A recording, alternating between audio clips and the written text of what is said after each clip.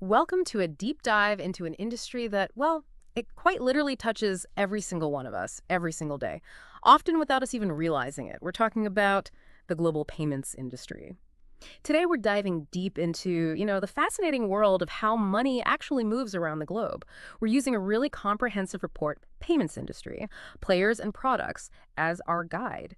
And our mission really is to unpack the main players, look at their innovative products, the dynamics of who their clients are, and what it all means strategically, because this industry is just transforming right before our eyes. We're not just laying out facts here, we're hunting for those aha moments, because honestly, this is where it gets really interesting. Oh, absolutely. It's way more than just tapping your card or, clicking buy now online.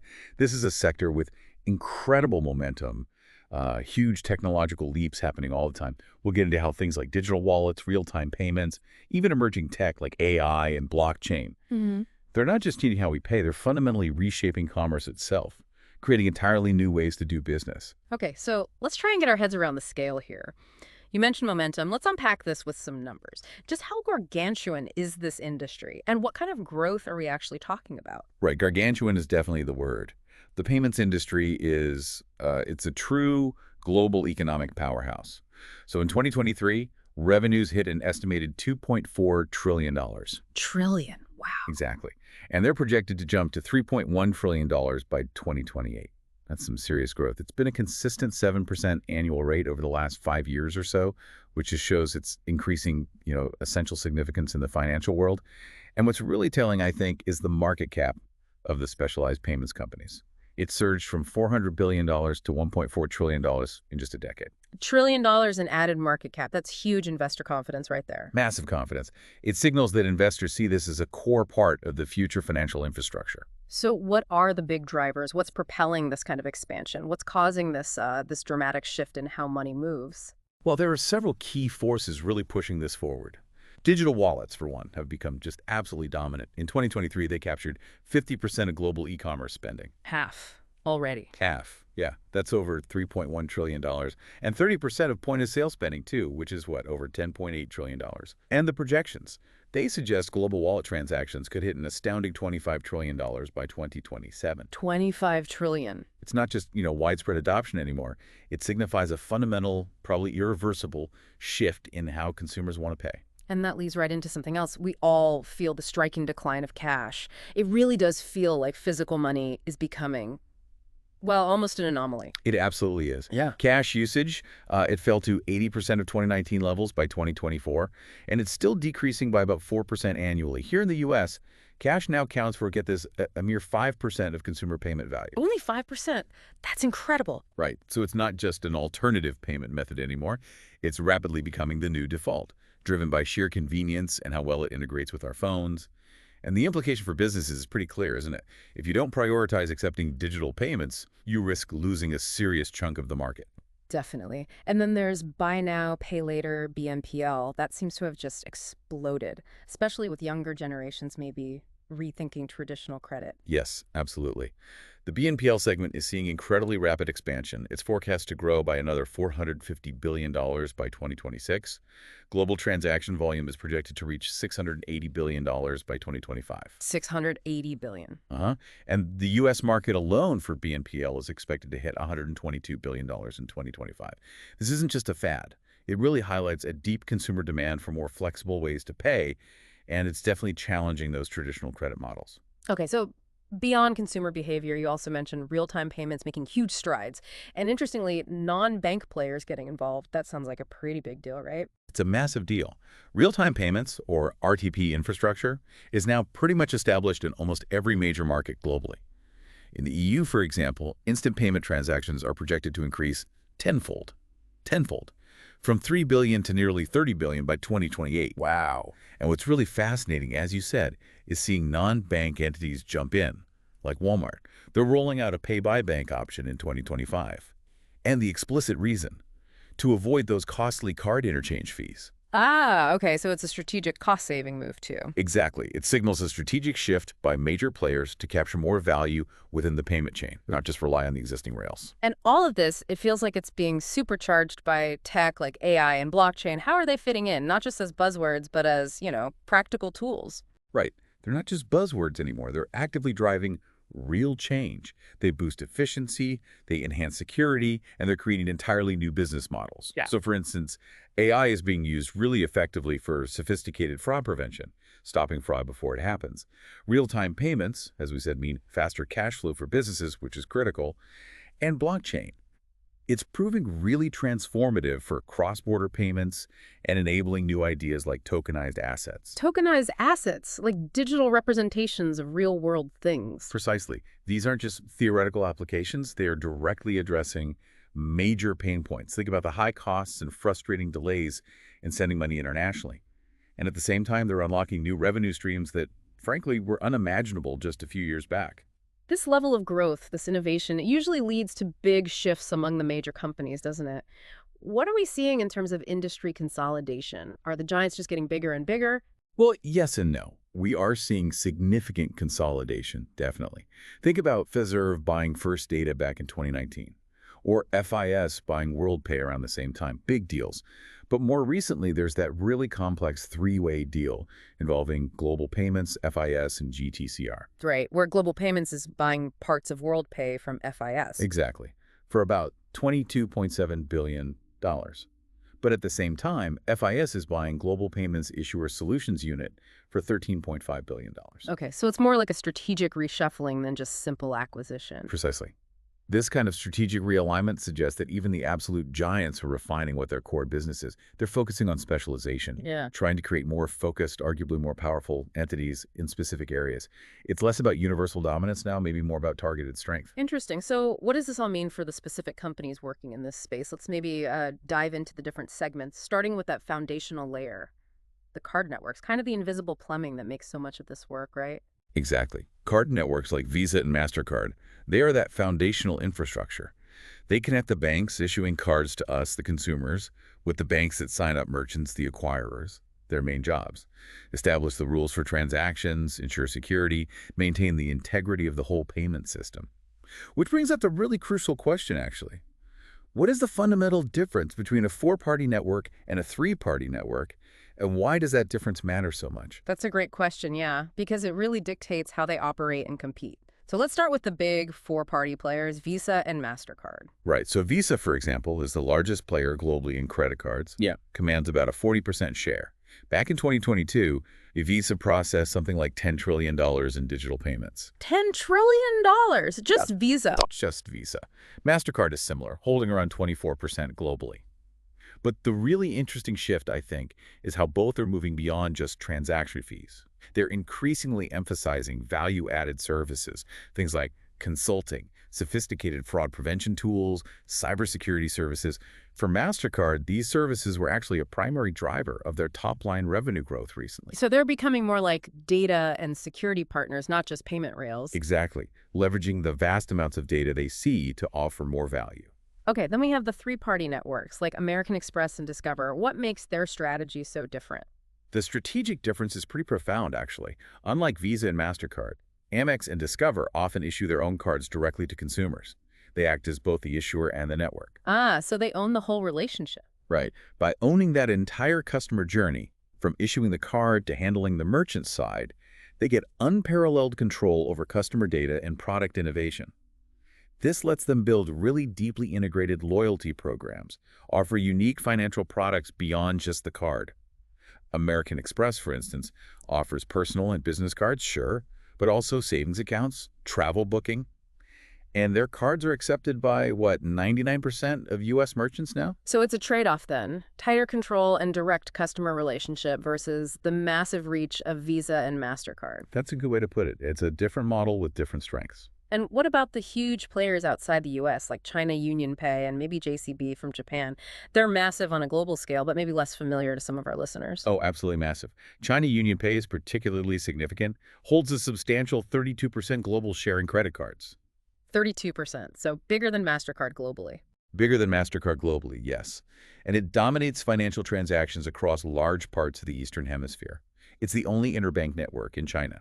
And its cards are accepted in 181 countries now. A lot of that global reach comes through strategic partnerships, like their deals with Discover and PayPal. That lets them cater to huge groups like Chinese tourists traveling abroad by using existing networks. Smart, leveraging partnerships. Very smart. And JCB from Japan did something similar, expanding its U.S. acceptance through an alliance with Discover Network way back in 2006. Shows how collaboration can really extend your reach, even for these regional giants. Okay, let's move on then to the payment processors and merchant acquirers.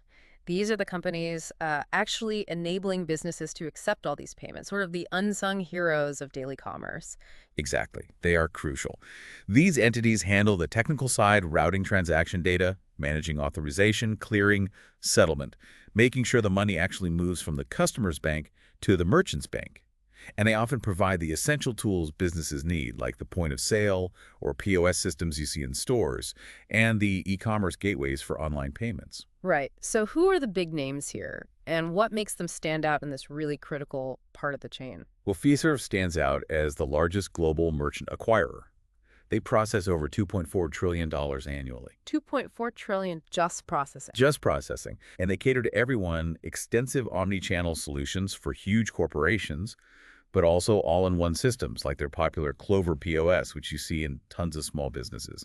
And what's really looking ahead is Fiserv's collaboration with Mastercard and Circle.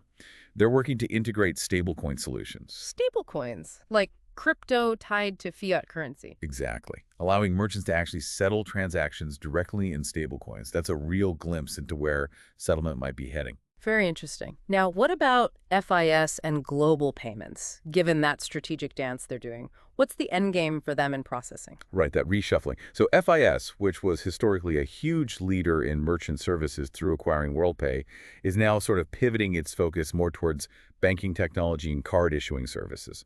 They've effectively spun off or sold their main merchant business to Global Payments, while, as we said, acquiring Global Payments issuer business. Okay, so FIS is focusing more on the bank tech side. Right. And this positions Global Payments as more of a pure-play commerce solutions firm. They process over $1.6 trillion annually themselves. And after they fully integrate that WorldPay merchant business they bought, Global Payments expects to serve over 6 million customers, supporting something like 94 billion transactions and $3.7 trillion in volume across 175 countries. So it really is specialization on a massive scale, aiming for deep expertise in distinct parts of the payment ecosystem. That seems to be the strategy, yes. Deep expertise rather than trying to do everything. Okay, so we have these giants specializing, but then we also see players like Adyen and Stripe, which feel, well, they feel different, maybe a more modern, software-driven approach. That's a great observation. What really sets companies like Stripe and Adyen apart isn't primarily just their raw processing volume, although it's significant. It's their advanced software capabilities and their very developer-friendly APIs. Adyen, for instance, uses this single, unified technical platform to process payments seamlessly across online, mobile, in-store, all channels for massive clients like Meta and Uber. A single platform for everything. That must simplify things for big merchants. Hugely. And Stripe, famous for its API-first approach, processes around $1 trillion annually. They're the second largest global transaction processor now. Their whole model appeals directly to modern, often online-first businesses that need highly customizable payment solutions. It really highlights that the quality and the flexibility of a processor's software stack are becoming just as critical, maybe even more critical for some segments, than just raw processing scale. Makes sense. And then we have Square, now part of Block, very well known for its small business focus. And the big banks, like Chase, they're very much in this acquiring space too, right? Absolutely.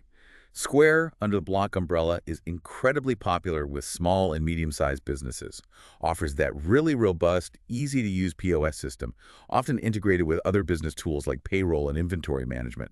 They process over $250 billion annually and are the U.S. market leader in POS systems for that segment. And Chase Payment Solutions, backed by the behemoth JPMorgan Chase, represents that big trend of convergence leases. Traditional banking needs payment processing. They integrate strong payment solutions directly into their business banking accounts, makes it seamless for their existing clients, and they're processing over $1.9 trillion annually. Wow, Chase is huge in processing too. Huge. It shows how established banks are fighting back, leveraging their client relationships to offer these integrated payment services. Okay, next up, let's talk about something almost everyone listening probably uses now. Digital wallets and mobile payment services. For many people, this is how they pay most of the time. Definitely. These services let you securely store your payment credentials, cards, bank accounts right on your phone or online, makes transactions incredibly convenient and also very secure. And they often bundle in other features like peer-to-peer money transfers, making them much more than just a digital placeholder for your plastic cards. So Apple Pay, Google Pay, Samsung Pay, they're the really big ones, at least here in the West. How have they become so embedded in our daily routines? Well, take Apple Pay. It offers a really secure, straightforward way to pay across all Apple devices, accepted by over 90% of U.S. retailers now. It processed over $6 trillion globally back in 2022. $6 trillion through Apple Pay. And it's projected to account for 10% of all global card transactions by 2025. 10% of all card swipes or taps. Exactly. Google Pay offers that seamless online autofill and the tap-to-pay in stores. Samsung Pay, which is now Samsung Wallet, is integrating even more features: digital IDs, keys for cars and homes, even banking through Samsung Money by SoFi.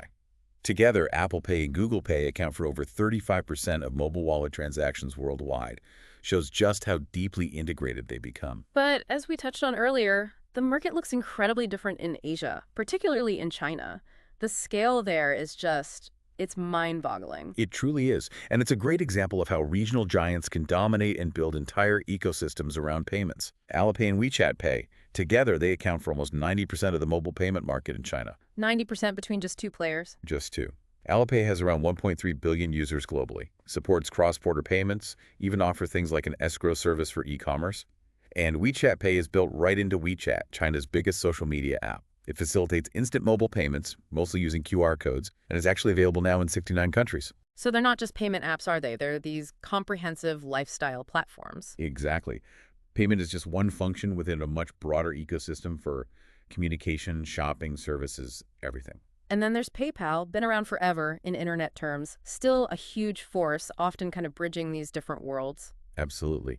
PayPal still holds a dominant position in the global online payment market, about a 45% share, with over 434 million active accounts operating in over 200 countries. Its deep integration into the fabric of e-commerce makes it a trusted, go-to global solution for many. Plus, its subsidiary, Venmo, absolutely dominates peer-to-peer payments here in the U.S. So PayPal has shown it can adapt and expand into different payment niches. Right. Okay, another segment growing incredibly fast, especially, as we said, among younger consumers, is buy now, pay later, or BNPL. It feels like it's really reshaping how many people think about credit. It really is. Mm-hmm. BNPL providers offer consumers that flexibility to pay for purchases in installments, often interest-free if you pay on time. And that's gained huge traction, particularly with younger folks who often prefer that clear, transparent, often interest-free model compared to, say, revolving credit card debt. So who are the main players offering this? And what makes them stand out in this crowded space? Well, Klarna is the dominant global BNPL player if you look at gross merchandise volume. They hit $105 billion in 2024. That's more than 3 times their nearest competitor, Affirm. 3 times bigger. Wow. Yeah. And Klarna's expanded way beyond just BNPL. They're into banking services. They even partnered with OpenAI for an AI-powered shopping assistant. Really innovating.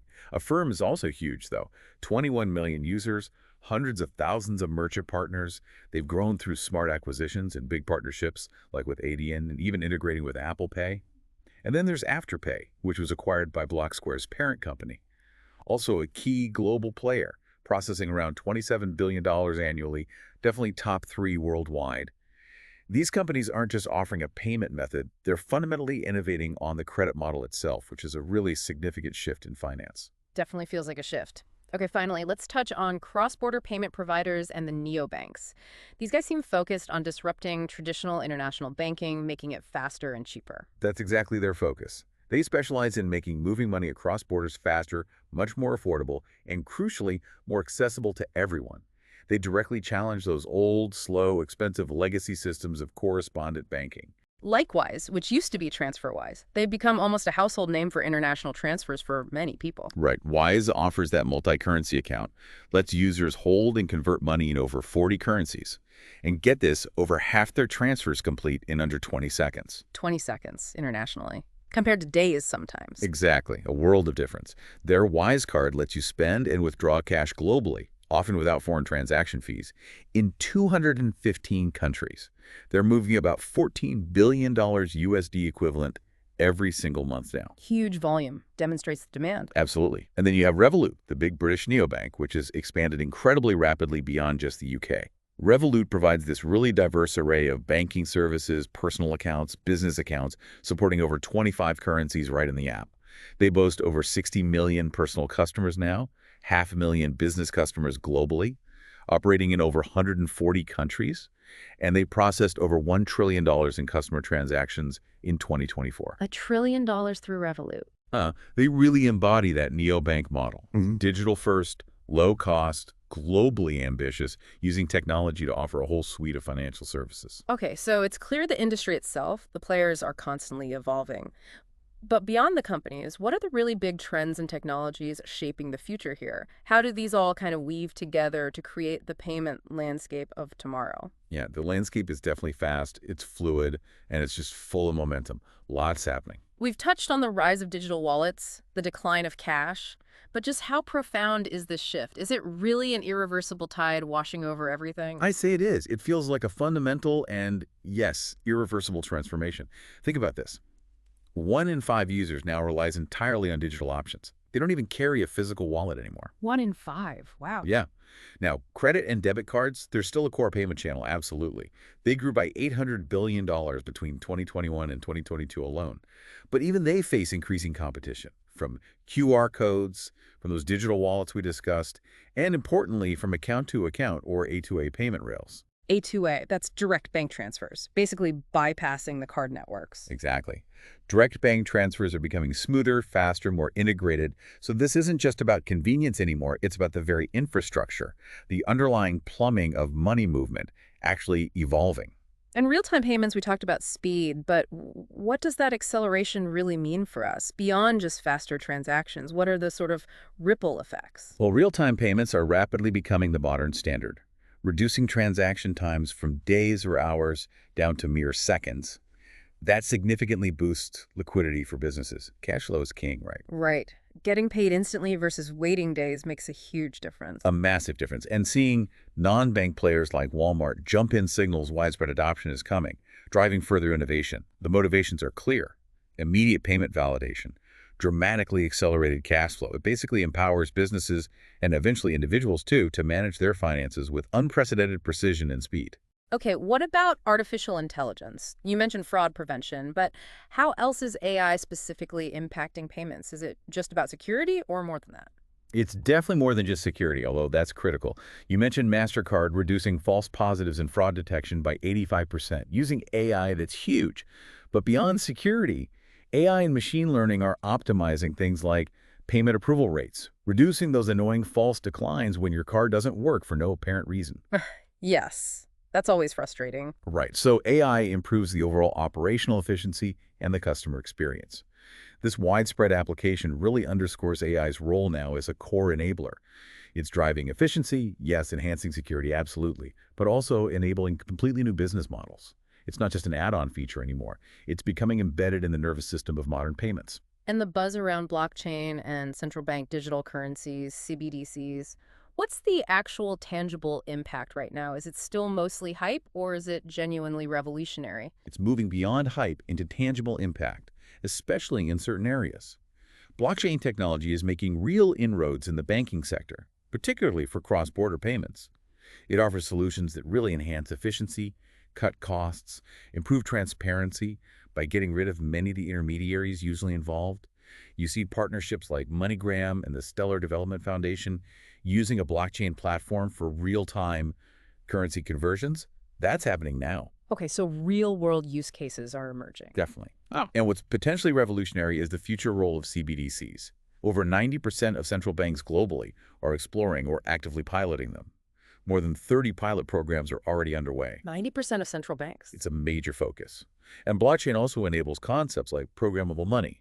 Imagine payments that execute automatically only when certain predefined conditions are met. Like what? Give me an example. Well, imagine your rent payment only being released from your account after your smart contract verifies that your landlord completed agreed-upon repairs. That kind of automated conditional logic. Okay, that does sound pretty revolutionary. It opens up a lot of possibilities. It does. Now, open banking is another concept that's gaining a lot of traction. What exactly is it, and why should the average person care? Open banking represents this global shift in how financial data flows. It enables secure, consumer permission data sharing between banks and authorized third-party providers. Consumer permission being the key phrase there, you have to agree to it. Absolutely. You are in control. This empowers you as an individual to get a comprehensive real-time view of all your finances in one place, potentially, and access a much broader range of financial products tailored to you. Practically, it facilitates things like faster transaction posting. There's an example from the UK, Moneybox, using Plaid's technology for instant fund transfers into savings accounts. No more waiting multiple days for the money to show up. Getting rid of that lag time. Exactly. It's a catalyst for new business models, Yeah. like personalized financial advice apps. And it actually enhances security through things like tokenized access rather than sharing your actual bank login details. Yeah. In the UK, just as a data point, there were 13.3 million active open banking users in March 2025, and 31 million payments were made using open banking rails in that month alone. So it's real. It's happening. Okay. Significant adoption there.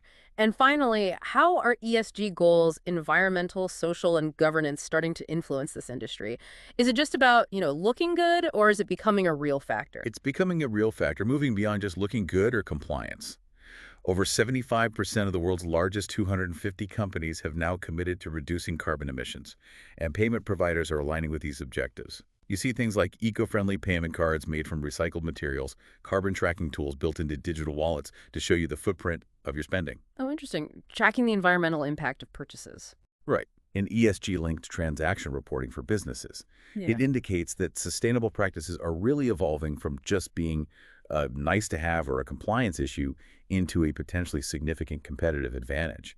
It's no longer just about ticking boxes. It's becoming part of the strategic calculation for who wins in the market going forward. Wow, what a deep dive that was. So, just to sort of recap, we've seen that this global payments industry is going through this really profound, multi-layered transformation, marked by that robust growth we talked about, incredible technological innovation, and this constant strategic realignment among the key players. And that accelerating shift from traditional cash to digital wallets, real-time payments, it isn't just an alternative anymore, is it? It's rapidly becoming the default, fundamentally reshaping our daily financial lives.